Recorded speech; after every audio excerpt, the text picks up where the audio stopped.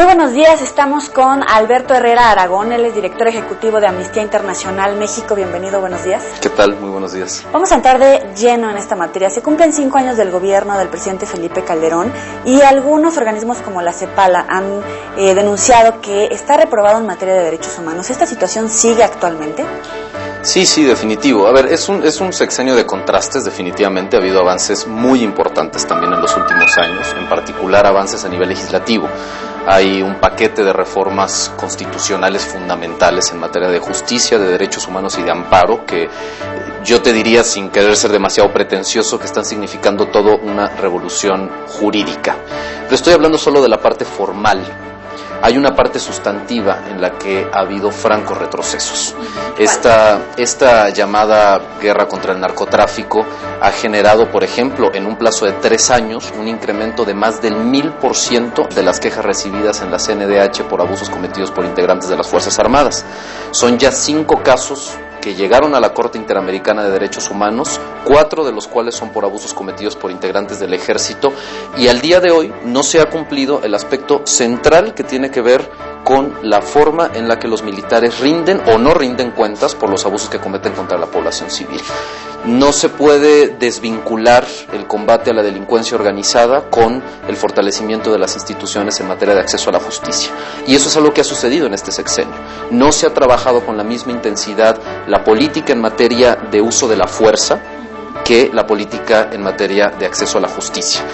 De estas 1000 denuncias, 1000% en el incremento de denuncias, ¿cuántas realmente son atendidas y resueltas a favor de los denunciantes? Mira, son apenas unas cuantas quejas que concluyen en recomendación por parte de la Comisión Nacional de los Derechos Humanos, apenas unas cuantas decenas. Sin embargo, eso no significa que solo esas decenas hayan constituido violaciones de derechos humanos, porque muchas otras se pudieron haber ido resolviendo en el camino de muchas formas, con indemnizaciones, los expedientes se pudieron haber archivado, hay muchas razones por las que se pudieron haber concluido estos expedientes, pero el dato de la realidad es que más de 1000% de incremento en estas quejas presentadas ante la CNDH. Si esto no genera una reflexión en las autoridades federales sobre un camino errado en materia de derechos humanos, estamos en serios problemas, porque no ha habido los cambios significativos necesarios en materia legislativa, en términos de el Código de Justicia Militar, lo que ya mencionaba, los tribunales militares siguen juzgando a los militares, quien comete el delito, quien lo investiga y quien lo juzga es la misma instancia, la misma institución. Deberían de ser civiles, por un principio elemental de imparcialidad. Si yo cometo un delito y yo mismo me juzgo a mí y yo me investigo, evidentemente la conclusión son los niveles de impunidad verdaderamente escandalosos que tenemos en este momento. La OCDE, la Organización para la Cooperación y el Desarrollo Económico, acaba de emitir un veredicto respecto a la desigualdad, esta brecha de riqueza y pobreza en México, y señala que somos el segundo país del mundo, de los que estamos inscritos en esta organización, en tener mayor desigualdad en nuestros ciudadanos. ¿Cómo lo ve Amnistía Internacional? Mira, es un problema muy serio. Nosotros hemos dicho hace varios años que la pobreza en todo el mundo es la peor crisis de derechos humanos que existe. La pobreza no es un tema solo de desposesión económica, es un tema fundamentalmente de acceso a derechos. La pobreza tiene que ver con discriminación, tiene que ver con inseguridad, tiene que ver con falta de voz, tiene que ver con toda una serie de fenómenos alrededor de la desposesión. No solo se resuelve a partir de una política de corte asistencialista, se resuelve fundamentalmente a partir de una política de derechos.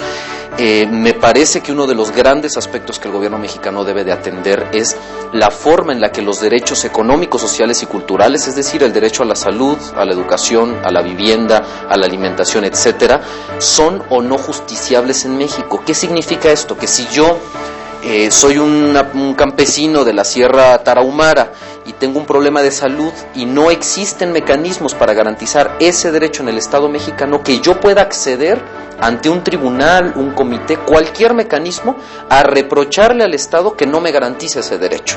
Bueno, eso al día de hoy no existe en México ni a nivel internacional, porque el Estado mexicano aún no ha tenido la voluntad para firmar un tratado internacional que se requiere para que eso exista. Un protocolo llamado Protocolo Facultativo del Pacto Internacional de Derechos Económicos, Sociales y Culturales. No importa el nombre, es larguísimo y horrible, pero es un tratado que permitiría tener un mecanismo a nivel internacional frente al cual puedan acudir quienes habitamos en México para denunciar violaciones a estos derechos íntimamente vinculados con la pobreza. Mientras no exista, insisto, mecanismos de rendición de cuentas para los responsables de esa pobreza estructural, va a seguir formando parte de nuestra vida cotidiana. Sin embargo, el gobierno mexicano en repetidas ocasiones, e incluso después de esta referencia que hace la OCDE, señala que durante los gobiernos panistas, los últimos 2 sexenios, la pobreza se ha reducido y que sus políticas macroeconómicas han sido exitosas. La pobreza desde el punto de vista de derechos humanos no ha sido combatida con la diligencia suficiente. Desde el punto de vista de los derechos humanos, insisto, si la pobreza se está entendiendo únicamente como un tema de asistencialismo, de otorgamiento de determinadas prestaciones particulares y no como un tema asociado al acceso a la justicia, a la rendición de cuentas, a la no discriminación, etcétera, no hay un avance sustantivo en la materia. Justo hoy hace algunos momentos he estado yo en Cancillería para discutir este tema con funcionarios de la Administración Pública Federal, porque es verdaderamente sorprendente que México, habiendo demostrado en las últimas décadas una enorme diligencia en la firma de tratados internacionales, se esté quedando en la retaguardia en la firma de este tratado internacional del que hacía yo mención, que trata centralmente sobre temas asociados a la pobreza. El protocolo facultativo del Pacto Internacional de Derechos Económicos, Sociales y Culturales. Ya Argentina, Ecuador y El Salvador han firmado este tratado internacional y lo han ratificado, y en México la Presidencia de la República no lo ha siquiera firmado. ¿Cuáles son los principales obstáculos para esta firma? Cancillería nos ha comentado que están en un proceso de consultas que tienen más de 2 años llevando a cabo con las secretarías de Estado. Lo que necesitamos es fundamentalmente disposición de la Presidencia de la República, una fuerte conducción de su política tanto externa como interna en materia de derechos humanos y pobreza, que permita enviar un mensaje a la Administración Pública Federal en términos de que se generarán las condiciones de factibilidad para implementar este tratado. Claro, la preocupación es: vamos a firmar un tratado internacional que no tenemos las condiciones para implementar hacia adentro. Y yo lo que le respondía era: este tratado internacional solo nos va a permitir acceder a un mecanismo internacional para denunciar que no se han cumplido derechos que ustedes ya debieron haber respetado hace mucho tiempo. Es decir, no hay nuevos derechos sustantivos. Lo que hay es un mecanismo para hacer rendir cuentas al Estado cuando se han violado. Lo que necesitamos es voluntad de la Presidencia de la República para sacar adelante cuanto antes, a través de Cancillería, estas consultas, que se firme y enviarlo al Senado para su ratificación. Pero ya hoy mismo en la mañana el senador Carlos Navarrete se acerca para adherirse a la campaña que hemos comenzado con otras organizaciones. Hay voluntad en una parte importante del Senado para ratificarlo. Necesitamos que la Presidencia de la República lo firme. ¿Cuáles serían los puntos medulares, a lo mejor los 3 principales de este tratado? Hay 2, digamos, grandes columnas que definen este tratado. El primero es la facultad de investigación que se va a desprender de este mismo tratado para un comité que ya existe, que es un comité que se llama Comité de Derechos Económicos, Sociales y Culturales.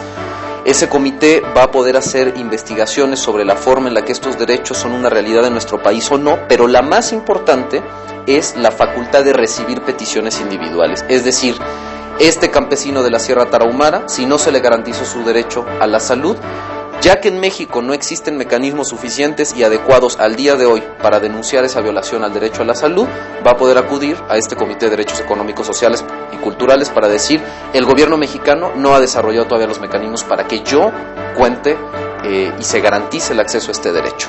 Y el comité podrá hacer una investigación sobre lo que está sucediendo en México y emitir recomendaciones que tendrán un impacto político a nivel internacional. Eso es la parte más interesante. El gobierno mexicano en ese sentido tendrá que rendir cuentas, tendrá que dar explicaciones a este comité en materia de derechos económicos, sociales y culturales. Creo que esa es la perspectiva adecuada. Derechos humanos y pobreza. Sin derechos humanos no hay pobreza, y entre más pobreza haya, menos derechos humanos habrá para la población. Decías hace un minuto que la pobreza no necesariamente se resuelve con políticas asistencialistas. Esa es una parte. Nadie puede negar que el acceso a determinados bienes y servicios ayudan a dignificar la vida de los individuos, eso es claro, pero tiene que haber una revisión a nivel estructural sobre los otros factores y los otros principios que están impidiendo que la gente lleve una vida digna. Por ejemplo, de nada va a servir que yo tenga una dotación de leche en la puerta de mi casa si al día siguiente puede, por ejemplo, el gobierno federal, sin consulta previa, desalojarme de mi casa para hacer un proyecto, por ejemplo, de exploración minera. Si yo formo parte de una comunidad indígena, yo tengo derecho a acceder a un tribunal para demandar al gobierno federal para que se obligue a consultarme sobre un proyecto de esta naturaleza. Acceso a la justicia, no discriminación, son centrales. Si a mí me desplazan de mi tierra, me quitan mi vivienda, no voy a poder decir que vivo fuera de los niveles de pobreza. Se va a incrementar mi nivel de pobreza por más que yo tenga leche en la puerta de mi casa. A eso es a lo que me refiero. Podemos tener excelentes políticas públicas de corte asistencial, pero mientras el aparato en materia de procuración y impartición de justicia y toda la política pública en materia de no discriminación no funcione de manera adecuada, la pobreza va a seguir siendo una realidad cotidiana en nuestro país. Bueno, pasemos al siguiente tema, migración. Hay un reporte de ustedes que dice que de cada 10 mujeres centroamericanas que cruzan por México intentando llegar hacia los Estados Unidos, 6 de ellas llegan a ser violadas. Tienen ese trabajo de campo ya practicado. Así es, y te estoy hablando solo de la parte sur de nuestro país, es decir, cuando apenas van entrando a territorio mexicano. Hemos nosotros hecho una investigación tanto con las propias mujeres migrantes que atraviesan nuestro país como por los albergues que trabajan en el sureste de México, recibiendo un altísimo flujo migratorio. Esta cifra la hemos extraído de esas investigaciones y es, bueno, francamente escandalosa si nos atenemos a los niveles de migración que hay centro y sudamericana para llegar a los Estados Unidos. Entre 150,000 las cifras oficiales y 400,000 sudamericanos que cruzan por nuestro país, que desgraciadamente sufren diferentes violaciones a los derechos humanos. ¿Cuáles son los más recurrentes? Mira, son violaciones de las más graves reconocidas por el marco internacional de derecho. Te estoy hablando de secuestros, desapariciones, extorsiones, robos, asaltos. Tan solo la Comisión Nacional de los Derechos Humanos calculó en su último informe sobre secuestro contra migrantes que en un plazo de 6 meses fueron secuestrados 11,333 migrantes. Es decir, estamos hablando de cantidades verdaderamente escandalosas que tienen que ver no solamente con la delincuencia organizada, y esto es muy importante porque en general eso es lo primero que las autoridades mexicanas plantean. Es que la delincuencia organizada, siempre lo hemos dicho, es la peor amenaza que hay contra los derechos humanos. No, la peor amenaza que hay contra los derechos humanos es la impunidad con la que las autoridades mexicanas responden a la delincuencia organizada. Y a eso además hay que sumar los casos de connivencia y de trabajo conjunto, digamos, entre bandas de delincuencia organizada y autoridades federales, estatales y municipales. Nosotros lo hemos venido diciendo desde hace muchos años, las autoridades lo han venido negando y en los últimos años se ha ido confirmando poco a poco.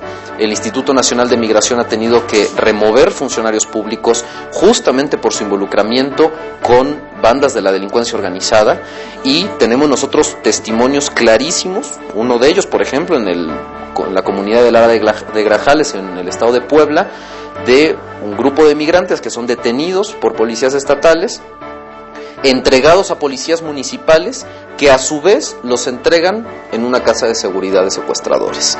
Es decir, no estamos hablando de un fenómeno delincuencial que opere de manera autónoma en todas las ocasiones. En muchas ocasiones hay funcionarios públicos involucrados y la regla es la impunidad. Por más que el secretario de Gobernación haya comentado en los últimos días que no es la regla, sino son casos excepcionales, en este país la impunidad es mayor al 97%, según datos de muchas organizaciones civiles y académicas. Mientras esas tasas de impunidad existan, la violencia contra los migrantes en México va a seguir siendo una realidad. Bueno, unos minutos más quisiera regresar a platicar contigo respecto a un paralelismo de cómo está México en materia de derechos humanos para la rendición de cuentas hacia migrantes que atraviesan por México y las demandas que tenemos de otros países hacia los connacionales. De ese tema, acerca también de la violencia contra las mujeres en el Estado de México, en Juárez, los feminicidios. De todo esto y más vamos a seguir platicando con el titular de Amnistía Internacional aquí en México.